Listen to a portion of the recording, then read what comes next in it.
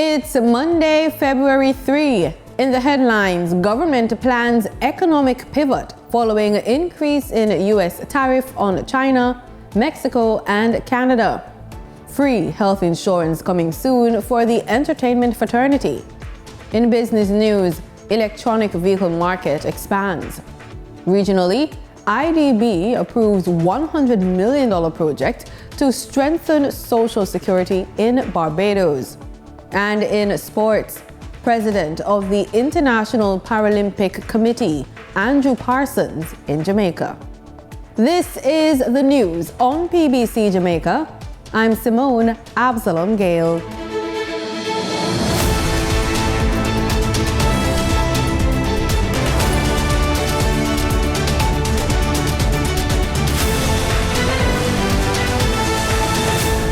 United States President Donald Trump has confirmed an immediate imposition of tariffs on Mexico, Canada, and China. There will now be a 25% tariff on Mexico and Canada and 10% on China. Minister of Industry, Investment and Commerce, Senator Auburn Hill, says Jamaica must be ready to deal with the possible effects of policies imposed by President Trump. He told the press on the weekend, quote, "We're going to have to be very nimble, very flexible, which is why I'm talking about getting ready to really expand your financial services business.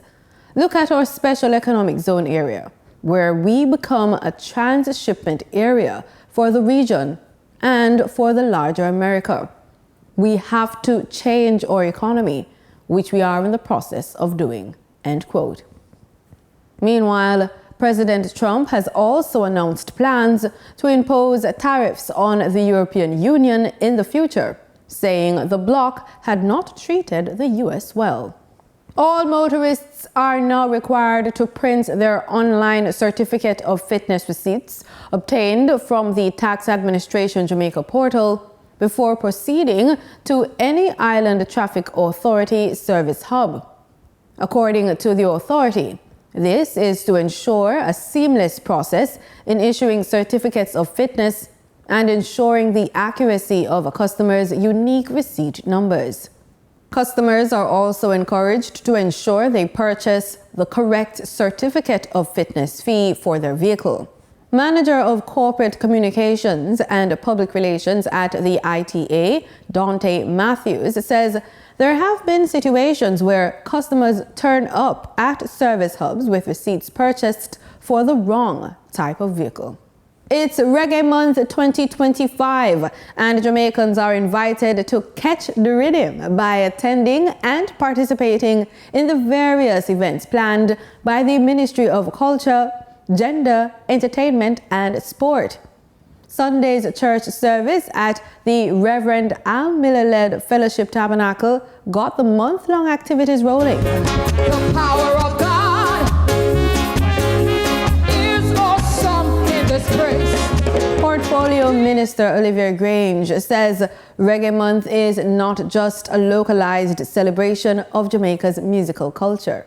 Thanks to the groundbreaking work of our musical pioneers, Jamaica has carved out a unique place on the world stage. And it's vital that we acknowledge and celebrate this incredible cultural treasure. She says it's time to celebrate what is uniquely Jamaican, pointing to her team's experience in its defense and victory in getting reggae added to UNESCO's Intangible Cultural Heritage of Humanity list. She says about 25 countries voted in agreement to the move. I saw the representative from Senegal shed tears, indicating how the music has assisted him and his country. People of all nationalities. And so I want us all to recognize that we have a powerful music and we have an awesome responsibility to make sure that we protect it. The church service was attended by various stakeholders in entertainment and supporting diplomats. Director of Tourism Linkages Network, Carolyn McDonald Riley, says the power of reggae can never be underrated. Our music carries messages of love, unity, and resistance. These themes resonate with people everywhere, regardless of their background. Here are some of the planned activities for the month.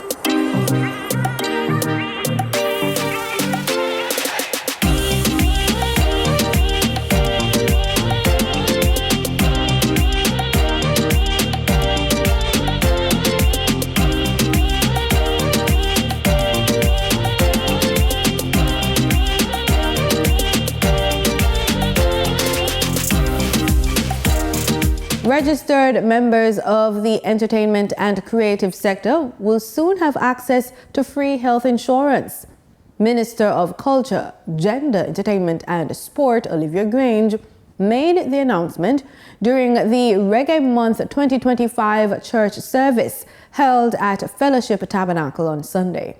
This insurance policy will be free of charge, free to members of the sector. And it includes the creative people in the church as well. You just have to be on the e-registry of the ministry and you can sign up for the coverage of this insurance. Education and Youth Minister Dr. Dana Morris-Dixon says at least one religious leader is interested in collaborating on a motivational campaign with dancehall artist Grace Hamilton, popularly known as Spice. This comes after a meeting on Friday with stakeholders discussing Spice's Oh No school tour. The minister says the talks provided an open and honest discussion with the artist and education officials on ways to inspire local youth. In the meeting, I think everybody was very honest, and the church was able to put their position on the table. The Ministry of Education was able to put its position on the table too. And Grace Hamilton was able to speak about what the tour was meant to be. She was also able to show some videos of her speeches that she's done in schools to show what kind of message she does take into the schools. And I thought it was really good that we were able to sit down and to be honest and to have honest conversations, because it says a lot about the maturity of our country. We had one church leader saying to Grace Hamilton, I want to work with you. I want you to work with me as I do my work in my communities and in my schools. And that for me was really good to see. The education minister added that the meeting discussed school protocols and how the church can support the ministry in shaping young people. We also spoke about protocols in relation to our schools and who gets to go into the schools and what messages should be conveyed in those schools. And I, again, was able to talk to those representatives of the church who were there about how they can help me in my work and the work that we do in the Ministry of Education in our schools. So all in all, I felt it was a good meeting. It was a positive meeting.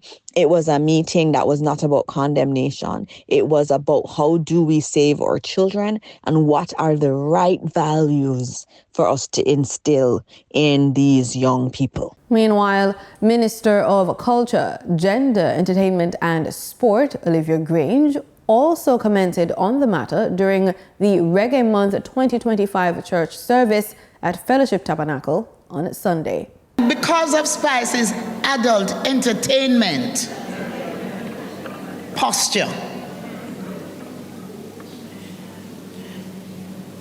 some members of the church expressed concern about her going into the school. I can understand their concern. But Jesus came on this earth to call sinners to repentance. We can't cast out anyone. We have to find a way to help each other on that journey.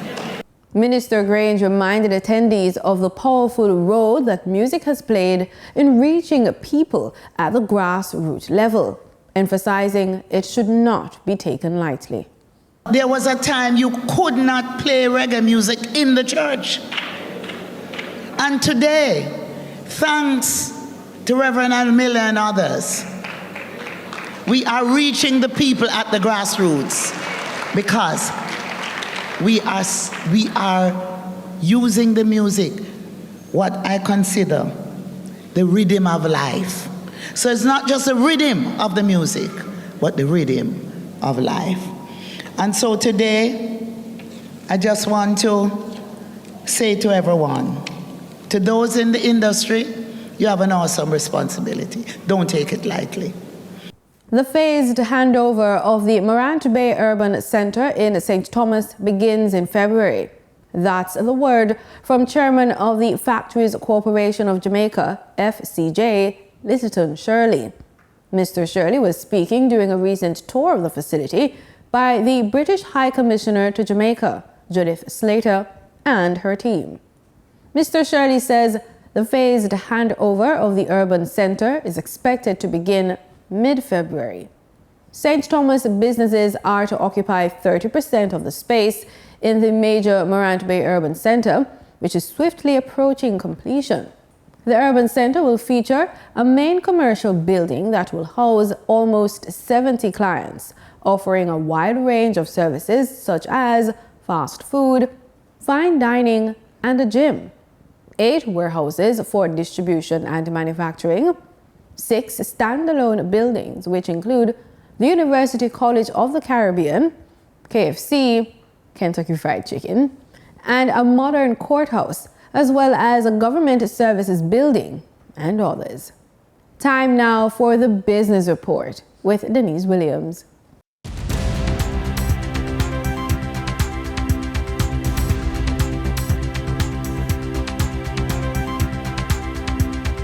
Welcome to today's business report. I'm Denise Williams, here to bring you the stories shaping the financial world and guiding your journey to smarter business decisions. Let's dive into the top headlines. Factories Corporation of Jamaica says bids for space at the Morant Bay Urban Centre in the parish of St. Thomas exceeded the number of spaces available. As a result, it will be building a small and micro business park on lands recently acquired by the Factories Corporation.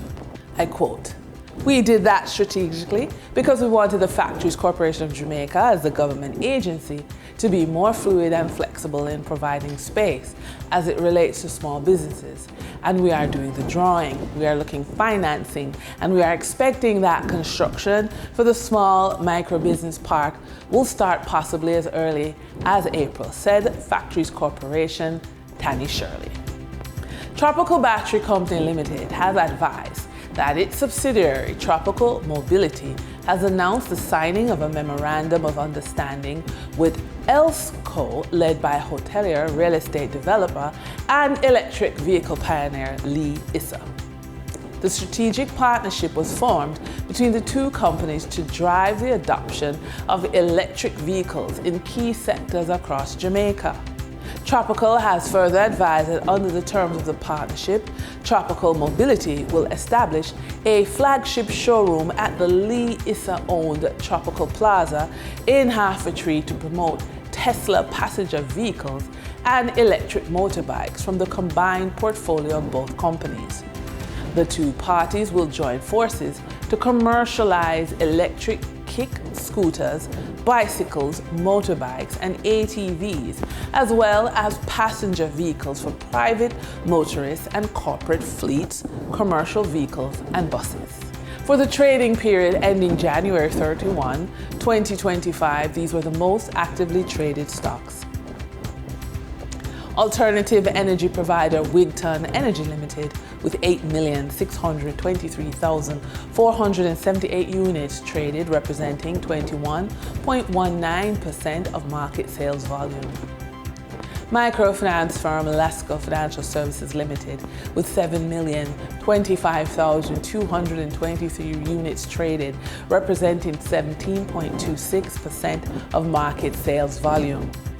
Cigarette distributor Carreras Limited, with 5,130,135 units traded, represented 12.60% of market sales volume. We now shift our focus to the forex market set by the Bank of Jamaica. On January 31, 2025, the Bank of Jamaica reported US $70.31 million purchased and US $52.64 million sold by forex traders. Forex traders earned 68 cents per dollar, selling the US at $157.44 and buying the US at $156.76. The Canadian dollar netted forex traders $3.31 per transaction, with selling at $110.73 and buying at $107.42. The British pound yielded forex traders $3.49 in profit, with selling at $198.31 and buying at $194.82. For our credit report tip of the day, if you're looking to secure a mortgage with good interest rates, your credit score needs to be in top shape. A higher score means lower interest rates, better loan terms, and more financial flexibility. Here are actionable steps to boost your scores by 100 points and get mortgage ready. First, check your credit report. Get a free credit report and dispute any errors immediately. Next, pay off past due accounts. Bring any delinquent accounts current to stop further damage to your score. Then reduce credit card utilization. Aim for below 30%, ideally under 10% of your total credit limit. Now, from nothing to financial resilience. Many women over the age of 45 worry they've missed their opportunity to build wealth. And yet the key is taking strategic steps to create multiple streams of income so you never have to rely on just one source of money again. Here are a few types of income streams you can explore. There's active income, which you earn by trading your time for money, such as freelance work, consulting, or coaching. Then there's passive income, that's revenue that flows in with minimal outgoing effort, like digital products, online courses, or affiliate marketing. Then there's investment income, money earned from assets like stocks, real estate, or dividends. And finally, recurring income, and that's income from memberships, subscriptions, or retainers that provide consistent monthly revenue. Your goal isn't to start them all at once. It's to identify the streams that excite you and align with your skills. And that wraps up today's business report. I'm Denise Williams, reminding you that every financial decision is a step toward your future. Until next time, stay focused, stay informed, and keep striving for success. See you soon.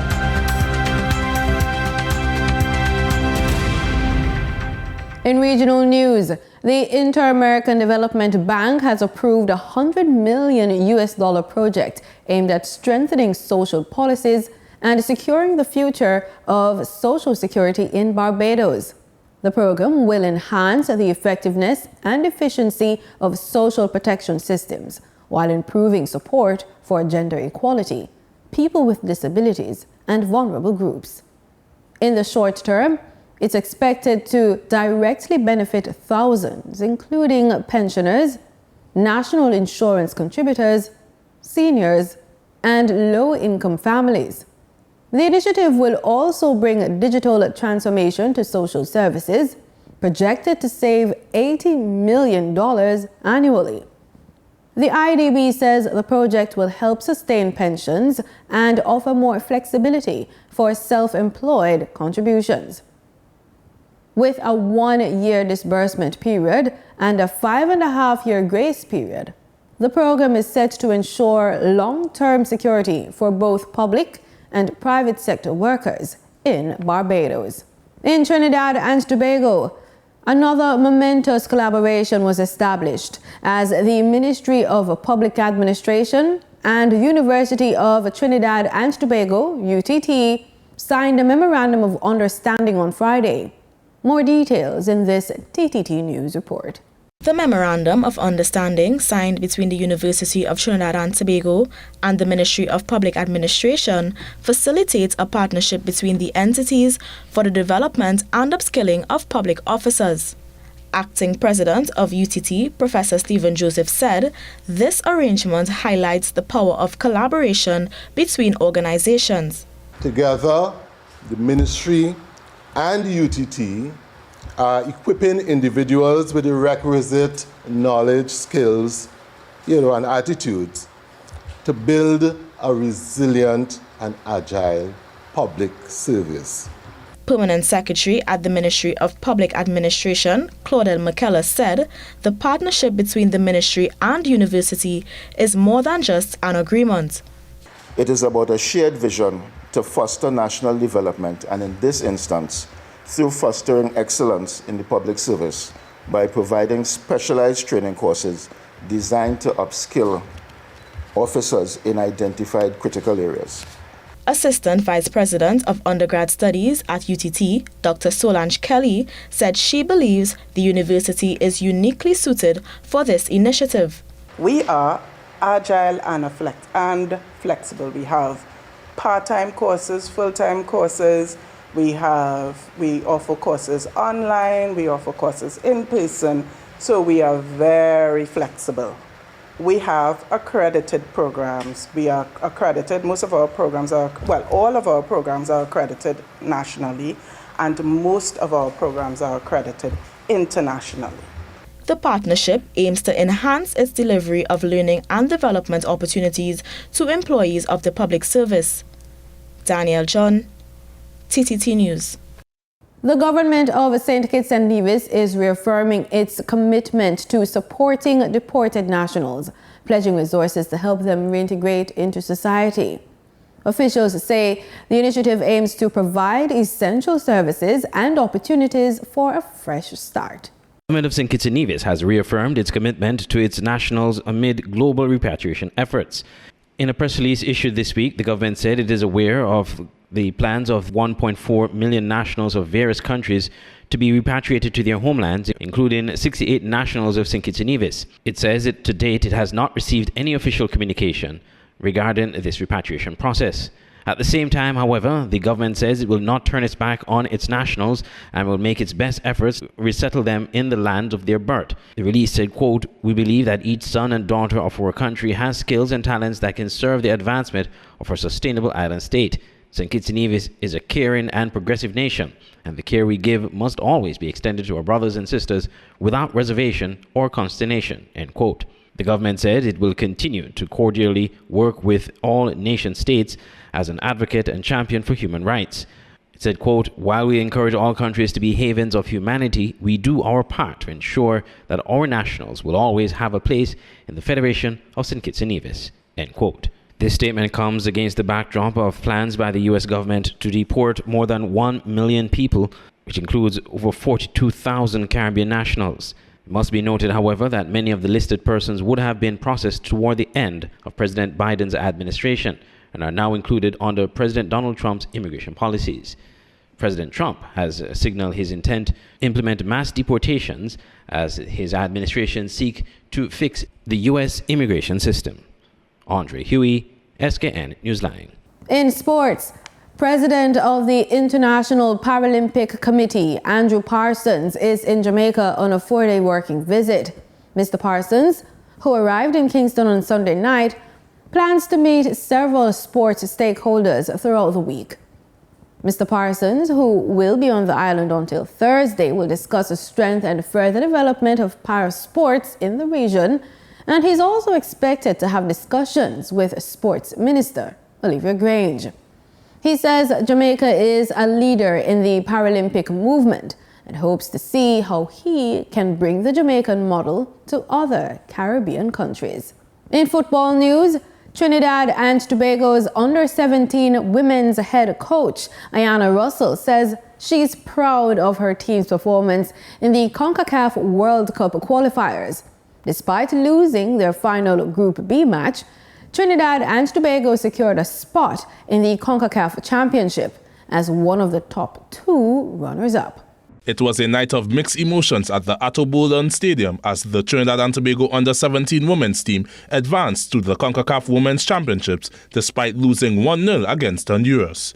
Head coach Ayanna Russell summed up her team's performance. Such a blessing to be part of The girls really have been working hard and they left it all on the pitch, which is something today we came in and we said we ride down till we lie down together as a team. And they did everything that was asked of them. So I'm really, really proud of them. Russell said her team responded well to the pressure of needing a win or draw to qualify. I think they responded well. Well, in the beginning, not so much. I think everybody's emotions was really high. But after they settled a bit, they just wanted this so bad. As I said, they all want to be part of something bigger than themselves. So you saw it on the field today. Going forward, Russell highlighted what the team can improve on. Well, they definitely did their homework. One of the areas I think we kind of fell short to, sometimes we keep closing the field, our wingers, and that's something we discussed. We're not using the width good enough, so again, that's an area that we have to also address because both our wingers are quick and they need to capitalize on that a little bit more. The head coach showed her appreciation to the fans who supported the team. I must say we appreciate it. Trinidad and Tobago, thank you very much for coming out and support the girls. The girls felt the love and the energy definitely helped them on the field. So let's keep it going because we're back here again in February with the U20s. So full support. Adrian Lazar, TTT Sport. And that's the news on PBCJ. You can follow us on our social media platforms at PBCJamaica. Thanks for watching.